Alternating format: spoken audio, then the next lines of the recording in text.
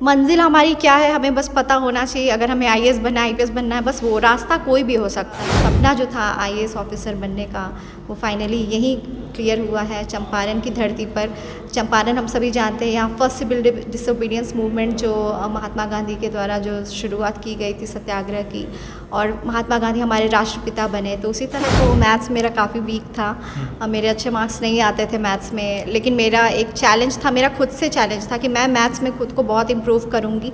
मेरा एक टारगेट था कि 100 आउट ऑफ 100 मार्क्स मुझे किसी भी तरह से लाने हैं। तो 5th क्लास में मैंने ये target, low middle class family में ये एक सपना होता है आईएएस ऑफिसर बनना, आईपीएस ऑफिसर बनना। तो वैसा सोनू का मैंने वीडियो देखा है, सोनू नाम का एक लड़का जो हमारे माननीय मुख्यमंत्री के पास वो गया और उसने बोला उसे पढ़ाई करना है, उसे आईएएस बनना है जी। तो ये मुझे लगता है कि हमारे समाज में मैक्सिमम लोगों को स्पेशली। नमस्कार दोस्तों, मैं नाम अजहर, आप देख रहे हैं JBTH न्यूज़ चैनल। दोस्तों आज हमारे साथ मौजूद हैं श्वेता भारती जी, जो कि यूपीएससी में 356 रैंक लाकर बिहार का नाम रोशन की है। आइए इनसे बातचीत करते हैं। सबसे पहले मैम आपको बहुत बहुत बधाई हो।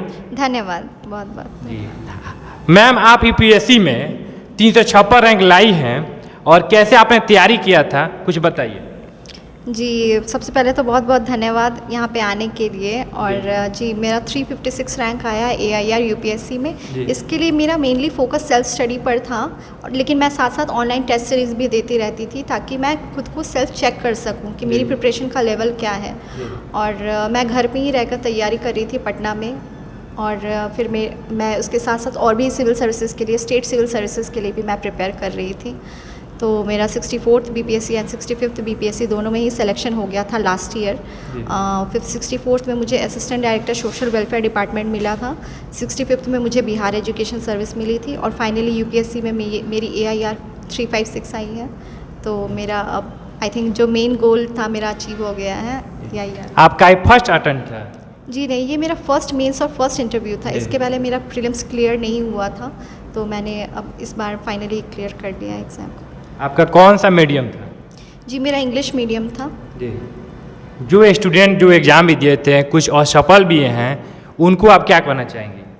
जी ये एग्ज़ामिनेशन बहुत टफ़ है, बहुत ज़्यादा कंपटीशन है, क्योंकि 9 लाख स्टूडेंट्स ने ऑलमोस्ट लास्ट ईयर फॉर्म भरा था, और फाइनलिस्ट में यदि आप देखें तो 686 स्टूडेंट्स का ही कॉल हुआ है, रिकमेंड हुए हैं। तो कट ऑफ तो बहुत ही हाई होता है इस एग्ज़ामिनेशन में, तो इसलिए ये काफ़ी अनप्रेडिक्टेबल लोग बोलते हैं। लेकिन मुझे मेरी सिलेक्शन के बाद ऐसा लगता है कि यदि आप कंसिस्टेंट होकर मेहनत करते रहे, फोकस बनाए रखें इस एग्ज़ामिनेशन को, और आपका इंटेंशन सही हो इस एग्ज़ामिनेशन को क्रैक करने का, तो एग्ज़ामिनेशन ज़रूर क्रैक होता है। मुझे मेरी सक्सेस के बाद तो यही पता चला है। तो आपके सफलता के पीछे किनका हाथ है? जी मेरे सफलता के पीछे मेरी पूरी फैमिली का हाथ है। मेरे पेरेंट्स का बहुत सपोर्ट रहा है, फाइनेंशियल, मेंटल सपोर्ट। जब भी मुझे लगता था मैं नहीं कर पाऊँगी, तो मेरे पेरेंट्स को मुझसे ज़्यादा भरोसा मेरे पेरेंट्स को था कि तुम कर लोगी। मेरे सिबलिंग्स का बहुत ज़्यादा ही सपोर्ट था, वो उनकी वेल विशेस थी, मेरे फ्रेंड्स की वेल विशेस थी, मेरे टीचर्स जिन्होंने मुझे बचपन से पढ़ाया, मैं तो कहती हूँ टीचर्स का भी बहुत सपोर्ट था, तभी मैं इस जगह पे पहुँच चुकी हूँ। और मैं सभी को धन्यवाद देना चाहूँगी, इसलिए सभी का क्रेडिट है। और and first of all grace of God, क्योंकि अगर भगवान का आशीर्वाद नहीं रहता तब तक तो मैं इस एग्ज़ामिनेशन को नहीं क्रैक कर पाती। आपके पिताजी क्या करते हैं? जी मेरे पिताजी last year Bihar education service में डिप्टी डायरेक्टर के पद से रिटायर हुए हैं, और अभी वो रिटायर्ड ऑफिसर हैं। यहाँ तक पहुँचने में आपने बहुत संघर्ष किया होगा, हमारे दर्शकों को बताइए। जी संघर्ष तो काफ़ी रहा है, क्योंकि मुझे एग्ज़ामिनेशन क्रैक करने का मेरा सपना तो बचपन से ही रहा था। लेकिन उस समय यहाँ तक आने के लिए मुझे बहुत सारे एग्ज़ामिनेशंस को क्लियर करना पड़ा, क्योंकि मैं फाइनेंशियली इंडिपेंडेंट भी बनना चाहती थी। तो जब मैं बीटेक कर रही थी तो वहाँ पे मेरा विप्रो में प्लेसमेंट हुआ था, लेकिन मुझे लगा कि मैं आइदर विप्रो में चली जाती हूँ या मैं अपने चाइल्डहुड ड्रीम को पूरा करती हूँ। फिर मैंने पेरेंट्स से पूछा कि मैं विप्रो कंटिन्यू करूँ या फिर मैं छोड़ दूँ, मैं डिसीजन नहीं ले पा रही हूँ, थोड़ा कंफ्यूजिंग है। तो मेरे फादर ने बोला कि नहीं, तुम पढ़ाई को कंटिन्यू रखो, क्योंकि मुझे भरोसा है कि तुम इस एग्ज़ाम को क्रैक करोगी। मेरी मदर को भी यही लगा कि मैं एग्ज़ाम को क्रैक कर सकती हूँ, और मैंने इसलिए पढ़ाई को कंटिन्यू रखा। मैंने BPSC का एग्ज़ामिनेशन, जैसा कि मैंने अभी बताया, मैंने 2 बार दिया। मैंने UPSC का एग्ज़ाम दिया और मेरा फाइनली क्लियर हो गया है। आपका कौन सा सब्जेक्ट सबसे वीक था? मेरा सब्जेक्ट बचपन में तो मैथ्स मेरा काफ़ी वीक था। मेरे अच्छे मार्क्स नहीं आते थे मैथ्स में, लेकिन मेरा एक चैलेंज था, मेरा खुद से चैलेंज था कि मैं मैथ्स में खुद को बहुत इम्प्रूव करूँगी। मेरा एक टारगेट था कि 100 आउट ऑफ 100 मार्क्स मुझे किसी भी तरह से लाने हैं। तो 5th क्लास में मैंने ये टारगेट बनाया था। और मेरी एक फ्रेंड थी जो बहुत अच्छी थी मैथ्स में, उसके हमेशा 100 आउट ऑफ 100 आते थे। उसके घर में सभी लोग IITians थे और सभी बहुत अच्छे थे मैथ्स में। तो मैं हमेशा उसके साथ उससे पूछती रहती थी, उससे हेल्प लेती थी कि तुम कैसे पढ़ती हो, क्या करती हो, मैं कितनी मेहनत कर दूँ, मेरे 93-95 मार्क्स से ऊपर नहीं आते, मुझे 100 आउट ऑफ 100 मार्क्स चाहिए। मेरे टीचर्स थे, मैंने उनसे हेल्प ली, किसी तरह से मैं बहुत मेहनत करने लगी क्योंकि मेरा जो वीक एरिया था, मैं नहीं चाहती थी मेरा कोई भी एरिया वीक हो। तो मैंने फाइनली 7th स्टैंडर्ड तक मुझे 2 साल तक वेट करना पड़ा। जो मेरा टारगेट था 100 आउट ऑफ 100 मार्क्स लाने का, वो फाइनली अचीव हुआ। उसके बाद से मेरे हमेशा ही मैथ्स में अच्छे मार्क्स आते थे। और अभी अगर आप देखें तो UPSC सिविल सर्विसेज एग्जामिनेशन में CSAT का पेपर होता है जिसमें मैथ्स स्ट्रॉन्ग होना बहुत इंपॉर्टेंट है। तो मुझे लगता है जो मैंने बचपन में जो मेरा चैलेंज था मैथ्स को स्ट्रॉन्ग बनाने का, उसने मुझे बहुत हेल्प किया इस एग्जामिनेशन को भी क्रैक करने का। तो जी, ऐसा रहा। आपका फेवरेट सब्जेक्ट कौन सा था? मेरा फेवरेट सब्जेक्ट उसके बाद मैथ्स ही हो गया क्योंकि मैंने मैथ्स में इतना ज़्यादा टाइम स्पेंड किया, तो मेरा मैथ्स फेवरेट सब्जेक्ट हुआ। लेकिन मेरा ऑप्शनल साइकोलॉजी था क्योंकि साइकोलॉजी मुझे काफ़ी इंटरेस्टिंग लगता था, तो मैंने उसके बाद से साइकोलॉजी में भी काफ़ी इंटरेस्ट बढ़ा लिया। कहाँ से रहकर आप पढ़ती थी? जी, मैं घर में पटना में ही रहकर मैंने पढ़ाई की है। मैंने अपना सेंटर प्रीलिम्स मेन सबका पटना में ही दिया था और कोविड का टाइम था तो इसलिए मैं दिल्ली भी नहीं जा सकती थी, मैंने पटना में ही पढ़ाई की सारी। और अभी मैं DPO बेतिया में पोस्टेड हूँ, तो यहाँ पे मैं थोड़ा इंटरव्यू का भी प्रिपरेशन कर रही थी क्योंकि इंटरव्यू मेरा 2 मई को था। तो ऑलरेडी मैं यहाँ पे कार्यरत थी, तो इसलिए मैंने यहाँ पे बेतिया में भी पढ़ाई की है। आपका घर नालंदा में है, वहाँ से एक लड़का बहुत ज़्यादा वायरल हो रहा है, सोनू यादव, जो कह रहे IAS बनना है, उनके बारे में आप क्या कहना चाहेंगे? जी, सोनू का मैंने वीडियो देखा है। सोनू नाम का एक लड़का जो हमारे माननीय मुख्यमंत्री के पास वो गया और उसने बोला उसे पढ़ाई करना है, उसे IAS बनना है। जी, तो ये मुझे लगता है कि हमारे समाज में मैक्सिमम लोगों को, स्पेशली मिडिल क्लास और लो मिडिल क्लास फैमिली में ये एक सपना होता है IAS ऑफिसर बनना, IPS ऑफिसर बनना। तो वैसा ही मुझे केस सोनू का भी लगा क्योंकि उसका भी ये सपना बन गया। उसने भी किसी को देखा होगा, किसी से इंस्पायर हुआ होगा, तभी उसका ये सपना है। और थोड़ी शिक्षा व्यवस्था जो है उसे बेहतर बनाना, ये हमारा फोकस होगा क्योंकि उस बच्चे का भी यही कंप्लेन था, उससे पढ़ना, आगे बढ़ना है। तो मैं उसके अभिभावकों से भी यही कहूँगी कि आप अपने बच्चे को पढ़ने का मौका दीजिए।